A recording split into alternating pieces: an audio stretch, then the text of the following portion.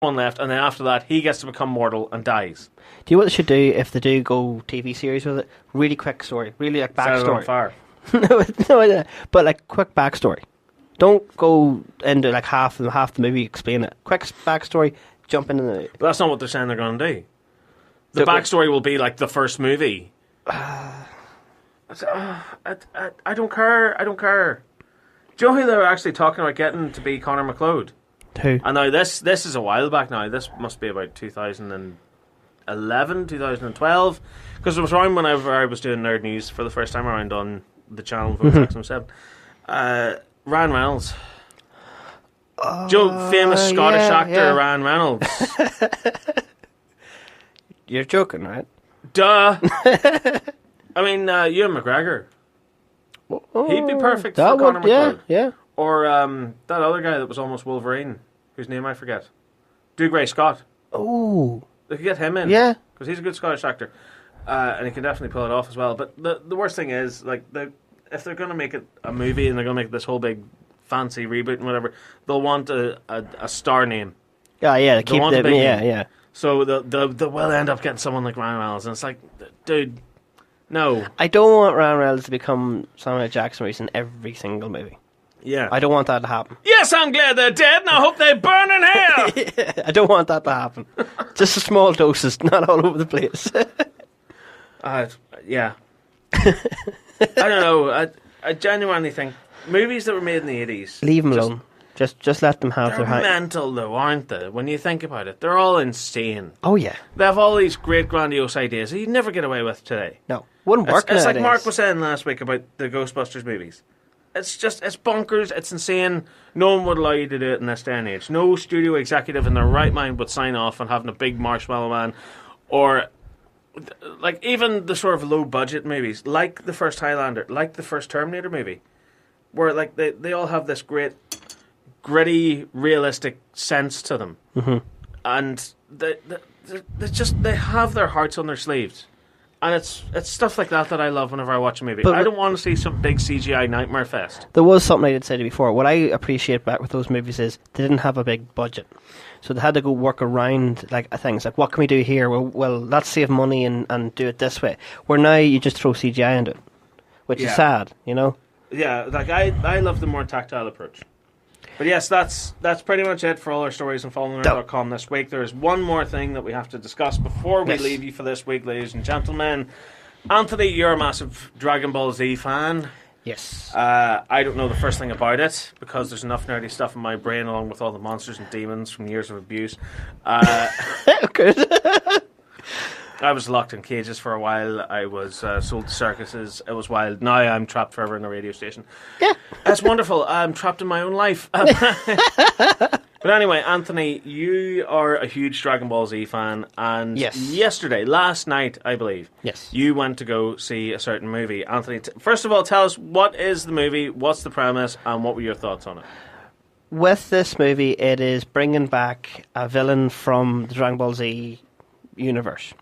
And a lot of people were annoyed about it because the way... Okay, so the villain is Broly. And when I read about it, I was like, okay. Broly kind of got destroyed in the movie universe. So when Broly first appeared, he was Big Rage Demon. Basically the Hulk. If we're categorizing him, he's like the Hulk. He was just a rage monster. Then when he appeared in the second movie, he had a little bit of intelligence, but he was still rage. And in the last movie, they destroyed him. They made him into this weird mutant biomechanical creature thing, and he didn't even look like Broly. So after that, and the thing about it was, one thing is canon. These weren't canon movies. These were like standalone type things. But everyone wanted Broly to be in the canon, in the Dragon Ball canon. Yeah, it never happened after because it ruined the third movie ruined him. So rumours started going around with how Dragon Ball Super came along, which is the new like reboot version of Dragon Ball Z, which got really, really good success. And they had two movies before this. They had Battle of the Gods, which brought a new character into it, which was Beerus, which is the god of destruction. And Whis is like little, like not a henchman, but more of a mentor, but really, really went well. And they really went out with the The animation with it, the fight sequences and everything was really good. After success from that, they made Resurrection of F, which is bringing back one of the big villains that Goku has always fought. It's kind of like Lex Luthor and Superman and Joker and Batman is Frieza. And with this one, they brought back Broly. But what people didn't like about it was they wanted Broly to be this big rage demon again that had no emotion, just pure rage. What they've done is they've rechanged this entire thing, because Toriyama kind of messed up his own story with it, the whole arcs and stuff with that, and didn't finish half the story, so he'd make a story and there'd be a lot of questions after him. Right. Where with this, he's kind of made it all he's all made it perfect again. So Broly has intelligence, so he's got basic intelligence, like more like a childlike intelligence. And he is this. He still has the same power level, same stuff like that, which is really good. They bring you. They don't even. But the beauty thing about it is they don't go into a big dialogue or big backstory. It's really quick at the very start of the movie. They show that Frieza was his father, King Cole, basically goes, "I'm retiring, and my son is taking over, and henceforth it'll be known as the Frieza Force, and you do everything he says. If not, you're destroyed." The other thing that was introduced to this for the first time, because not a lot of backstory with the Scouters. So that meme that everyone talks about is the Scouter is over 9,000, the Scouter blows up. This is the first time, and this actually shows you how much of a badass Frieza is, like really dark villain. He introduces the Scouters, puts it on, and then he goes, "This detects power levels, and anything higher over my power level is wrong," basically. He turns it on, and there's 3 children, 3 babies, have massive power levels. And Frieza goes, "This is unacceptable." And he destroys all the kids. 3 shots. All the Saiyans are just like stunned that he would do this. And he literally said, "If any kid that has this power level, I will come back and I will eradicate them." And so, without spoiling the entirety of the plot, this is just at the start of it. Yeah, but for you as a fan, yeah, what did this do for you? Brought me so much joy. It brought me so much joy because there was, like, as I say, with the other movies, there was a lot of messing around. You didn't know what was going on. This finally made the jigsaw puzzle come together. So, in your opinion, this is something that the fans have to sit down with? They have to sit down with it. I will say one thing. Don't get annoyed. The fact is that they've given him Brody intelligence. It works. It makes you love him. It makes, you know what it's like? It's like Thanos. Do you know when we looked at Thanos and we were like, we're actually sympathising, like, makes sense. Yeah. With this, they've made the villain, like, he's not even a villain. He's not even a villain. That's the one thing. Like back in the old days, he was a villain. This one, he's misunderstood, and you feel for him. You actually don't want Goku to destroy him or fight him or anything. You really just, it's really, really, really sad, but good. It's fantastic. I do say I highly recommend people watching it. Now, one thing that I was stunned about is, as I say, I'm an anime fan. And anime for years has always got that whole, oh, it's just a cartoon. There's no point watching it. I'd rather watch a movie like Marvel or DC and stuff like that. Yeah. But nowadays, and I will thank one thing, is Netflix. Netflix sat down and went, right, let's take all these anime shows and sit down and make them better. And they did. And they made a good platform. And I also give Amazon credit as well, because right now they're in competition with each other.